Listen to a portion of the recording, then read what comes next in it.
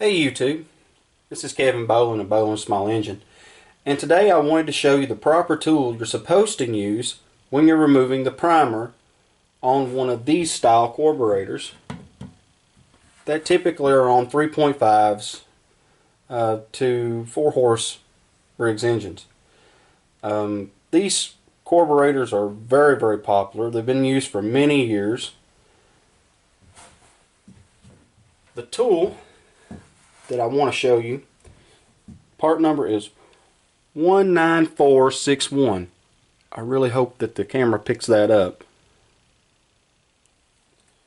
This tool is very important if you're going to work on these engines and these carburetors. You really need the proper tools. Okay, the reason that these tools are important is because I can't tell you how many times I've ran into people that will just use a screwdriver to push in the sides and pull the retainer out of these. And more often than not, what they do is they will deform this little plastic cavity that retainer is placed into. It's not practical, guys. I wouldn't recommend using a screwdriver. If you're in a must situation, yeah, you can get by with it, but if you're a true amateur and you don't know what you're doing, you're better off to actually purchase the tool. And you'll also see that this tool will remove this retainer a lot quicker than a screwdriver. So the first thing I'm going to do is show you guys just how easy this is to remove. As you can see, the old primer isn't any count. It's red. Briggs made them red, black. I think they even made them a bluish green color. But basically, what you want to do is use this tool, grab it slowly, and work it up. And as you can see, came out there relatively easy. At this point, you can reach in with your finger, pull it out. No damage is done. Now I know what you're thinking. Well, what do you do if this piece back here, part of that primer, is still stuck? What I like to do is take just a small little pick, push it into the side, and pull out. It's that simple. From here, I like to take the new primer, and of course you can clean this up, okay? I'll obviously be cleaning this before I actually leave this in there. This is just for demonstration purposes. I like to slide the new primer on top with the new retainer, and the part number for that is, it's a rotary part number. It's 208958.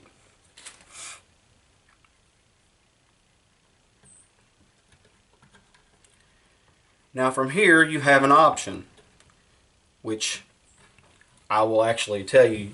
You can use a 5/8 socket to push those in. It works perfectly. You will not do any damage, and you will actually find that these tabs will lock if you do so. You can use a screwdriver. I wouldn't recommend it, because what's going to happen more often than not, you're going to turn around and you're going to push in on this, and you're going to push into that new primer. And you do not want to do that, guys. Okay, you can do a lot of damage by doing that. But like I said, I'm not going to go ahead and push this in, even though I can show you that a 5/8 socket works perfectly. As you can see, this is a 5/8 socket. As you can see, it just fits perfectly, see? And you can push that in until you hear it click. I'm not going to push it in because obviously I've got to clean the carburetor. The reason that I wanted to show this particular style, okay, is because of the gas tanks, okay? The gas tanks on these are notorious for breaking, especially right here, right where they connect to the engine. There's a spacer that's here, and some people, when they're putting them back together, will over torque the the bolt that goes through the spacer, and they don't realize it, and they cause this tank to fracture, which you can see this tank is fractured, and that renders the tank useless. Also, when this happens, where this gets mounted, the screw will gradually work its way out, or should I say the bolt will gradually work its way out. When that happens, you'll run into a situation where the intake manifold will break and you will have to buy a new one. They generally break about midways, or they'll get chipped at the very end. There'll be little chips here that'll break off, which is what I encountered with this lady's